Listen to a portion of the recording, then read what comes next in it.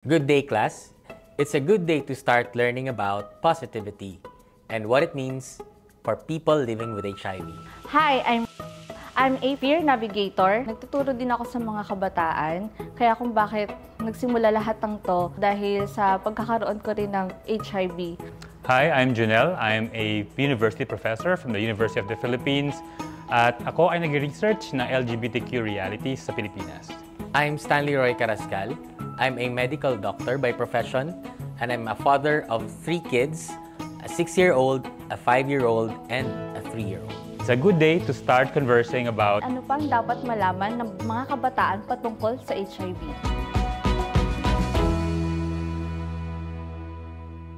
So, 18 years old lang ako. I was diagnosed na dahil nagkaroon ako ng partner. Hindi ko alam na isa siyang sex worker. Meron siyang HIV. Kabilang ako sa komunidad na ito, no? So may interest akong malaki kasi kukonti ang nag-research sa komunidad, kukonti ang alam natin sa LGBTQ at karamihan siguro sa kaalaman natin ay hindi totoo, no? Responsibilidad ko bilang isang miyembro ng komunidad at isang akademiko na pag-aralan ito sa isang scientific na pamamaraan. Bilang kabahagi nga ng LGBTQ, may mga kaibigan ako na gay men na nagkaroon ng HIV. So gusto ko maintindihan yung pamumuhay na kinabibilangan namin kasi maraming ang haka-haka na dahil nga sa kabaklaan kaya lumalaganap ang HIV. Is it because we are queer? And is it because of our lifestyle? Kaya nagkakaroon tayo ng ganitong klase ng problema, no, sa Pilipinas. At kailangan natin makorek yung mga errors na yon. I have 3 kids. At home, we don't strictly, provide templates on how a boy or a girl should act. We mainly focus on the physical features of their bodies since we have a boy and 2 girls. So we talk about their sexual organs.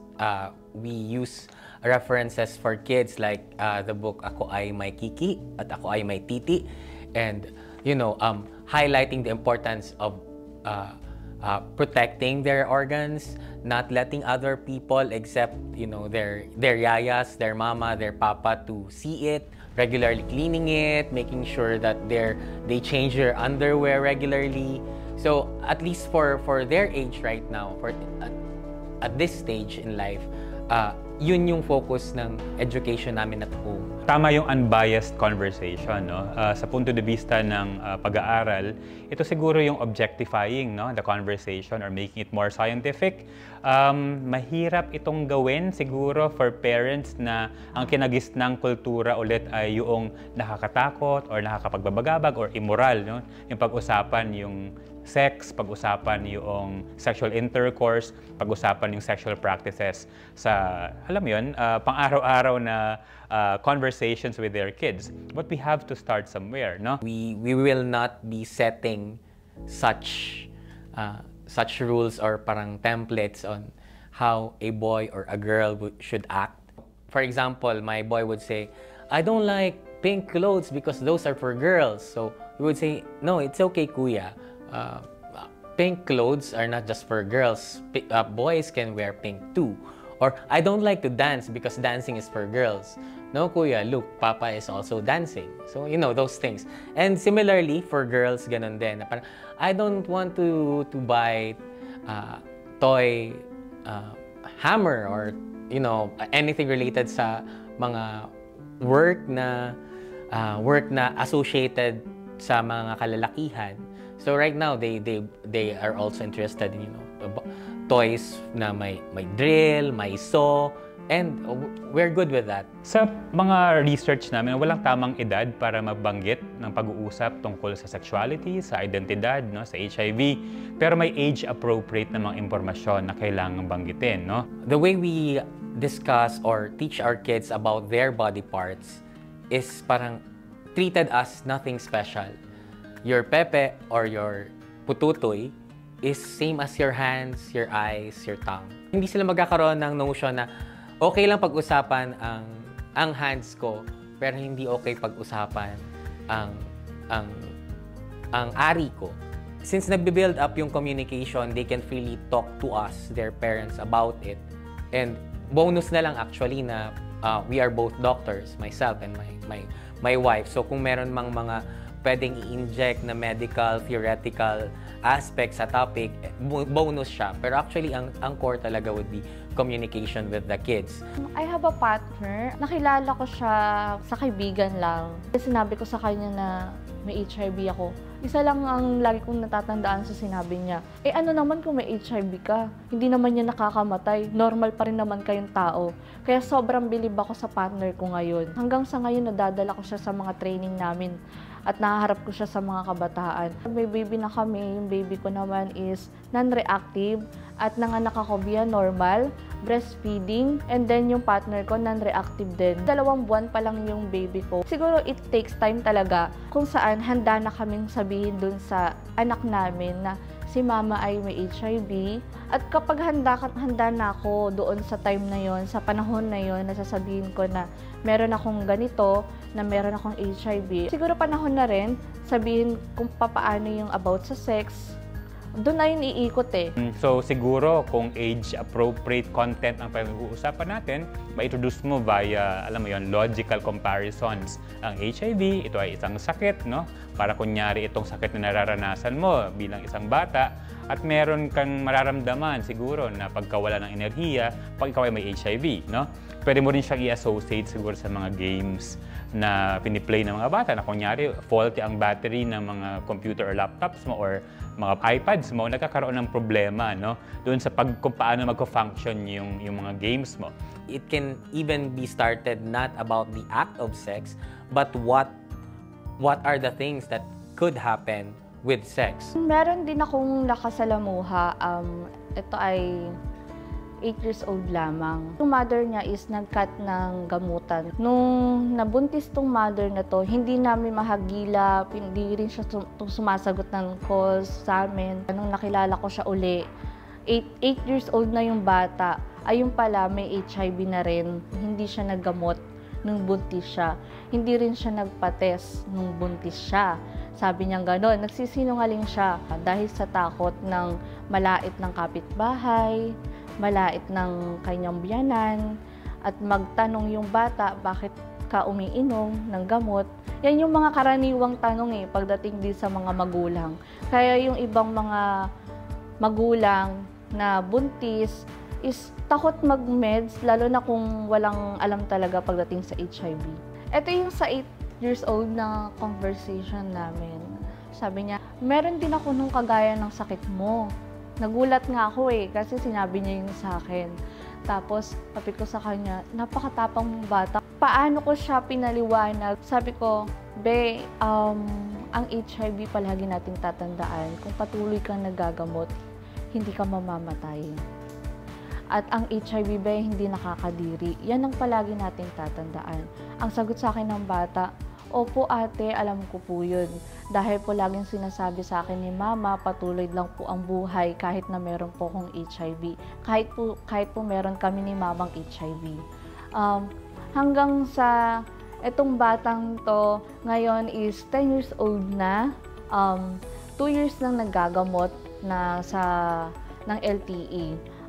Etong bata na to nagsasabi rin sa akin na, Ate, kapag may kailangan tayong training about sa mga bata, sama ako Based sa data ngayon, for the past 2 years na survey, that as early as 12 years old, Filipino kids have some sexual experience already. So they're already exposed to risks ng sexual intercourse. So I think that would be parang one of the considerations in terms of timing on when is the right time to talk about sex and sexuality with our kids. Sa pag-aaral ko, mababa ang kaalaman, mababa ang attitude, mababa ang practices, particular sa Pilipinas, no? Sa kasamaang palad sa Asia, bumababa na itong level ng pagkakaroon ng HIV, pero sa Pilipinas, tumataas pa rin ito.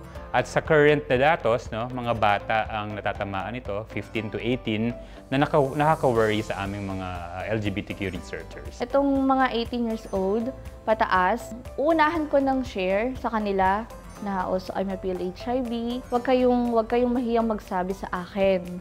Kasi lahat ng sasabihin niyo sa akin is safe, hindi makakalabas, at Yung mga ganong mga salita, ay kailangan lang magtiwala sa'yo ng bata eh. Kasi ng mga adolescents, kahit sabi mong 18 years old yan, may kailangan pa rin silang ilabas. Kung nakaya ko, kaya mo rin habang nag-uusap kayo doon sa circle nyo. Lalo kayong tumatatag. Importante na mapag-usapan yung tolerance and acceptance, no? Nabanggit na lagi nababanggit na ang Pilipinas ay hindi pa accepting na bansa, no? Tama 'yan kasi yung tolerance level natin sa community ay kumbaga parang sige okay lang na andyan sila. Pero once na mainstream sila, nagkakaroon ng tension, no? Nagiging ang interpretation lagi ay sila ay magiging masamang ehemplo, no, ng ating mga kabataan. So siguro constant mainstreaming ng concept na sila ay kabahagi ng society na ito, hindi mawawala ang mga bakla, ang mga lesbiana sa sosyedad. Andiyan na sila pre-colonial times pa lang, no? At karapat-dapat na intindihin sila, no, base sa kanilang mga gawi at hindi ini-enforce, no, ang isang heteronormative na discourse patungkol sa kung sino ba dapat ang isang batang Pilipino. Ito kadalasan kasing nasasabi ng mga kabataan, napapangunahan ng takot. Tatanungin ka, mamamatay na ba ako? Kailan na lang yung buhay ko, ate? Natatakot akong maggamot. Ang laki ng gamot, ate, ang hirap lunukin. Sobrang hirap. Ate, paano kung bulihin ako? Sabi niya, mga ganun. Paano kung malaman ng classmate ko to? Paano kung malaman ng kaibigan ko, ipagkalat to? Paano na lang, te?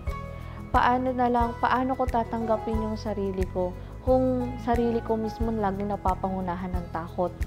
Napakahirap, laging ganun yung sinasabi nila sa akin. Bago mo sila tulakin sa pagiging malakas, kailangan mapag-usapan nyo muna anong rason bakit ka nanghihina. Malaking impluwensya ang mga magulang sa kanila unang natututo ang mga anak, no? Sa generation ko, hindi na pag-uusapan ang sex sa loob ng bahay, hindi na pag-uusapan ang usapin tungkol sa kabaklaan, hindi na pag-uusapan ang usapin tungkol sa sexualidad at identidad, no? Kasi nga natatago siya sa isang kumbaga cloud na tayo ay isang moral nation at part ng ating morality ay makinig lamang sa isang diskurso kung ano nga ba ang moral and right, no, to do. In a very 80% no, na Christian Catholic country, hindi talaga siya bukas na pag-uusap. So siguro malaking bahagi talaga, no, yung papel ng mga magulang sa ganitong klase ng conversation. Napag-uusapan freely ang sex and yung practices, yung sexuality, yung orientation. Siguro in the future, specific siguro muna for HIV, no? Mas magiging informed ang future generation of the risks and pleasures of sex and their options in terms of protecting themselves against sexually transmitted infections, HIV, those things. Secondly, if napag-uusapan ito, sexuality sa bahay, in the future, hindi na heavily stigmatized ang individuals or persons living with HIV. Mas madaming patients with HIV or clients with HIV ang hindi nahihirapan at hindi pinahihirapan ang kanilang sarili na mag-treat or mag-access ng treatment for HIV. In turn, na-maintain nila yung healthy well-being nila, no? Also, napaprevent din yung onward transmission ng virus. Sa akin, itong organization, malaking tulong to para sa akin kasi dito ko nalaman yung mga kung ano ba ang HIV talaga, kung anong mga nalaman ko. Ayun din yung naging daan, ayun yung naging way para sabihin ko sa mga magulang ko na ang HIV is hindi nakakamatay. Ako mismo yung naging aral sa kanila, sinasabi ko sa kanila araw-araw, naging mas better ako kumpara noon. Nakita ka ng magulang mo, okay ka, nagtapos ka ng pag-aaral, ang fresh mo is iiba yung sasabihin nila eh. Ang laki ng changes kasi sinasabi mo sa kanila kung ano nga bang HIV, di ba? Ayun, nag-iaral sa kanila. Kaya nung pag kumakain kami sa bahay na pag-uusapan, na nag-share ka about HIV, nag-share ka na may bagong na-test, na nag-positive, lagi na sila nagtatanong, ilang taon yung bata, ganyan, kamusta yung bata, anong lagay ng bata, anong sakit ng bata.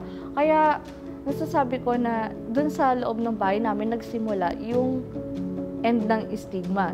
I am glad that my generation of parents bukas na, no? Kahit pa konti-konti yung pag-uusap tungkol sa sex, no? Natatanong nila ang kanilang mga anak kung sila ba ay nagkakaroon ng sexual intercourse sa kanilang mga, alam mo yun, kabarkada or mga nakakasama sa bar kasi it's the right thing to do. Maraming pong salamat at naanyayahan ako sa ganito. In-encourage ko kayo na magpa-test and sa other services sa quickrest.org or scan the QR code. And kung matapang ka, magpa-test ka. We also invite you to watch other episodes of Positive Lifestyle at Free2BU social media pages.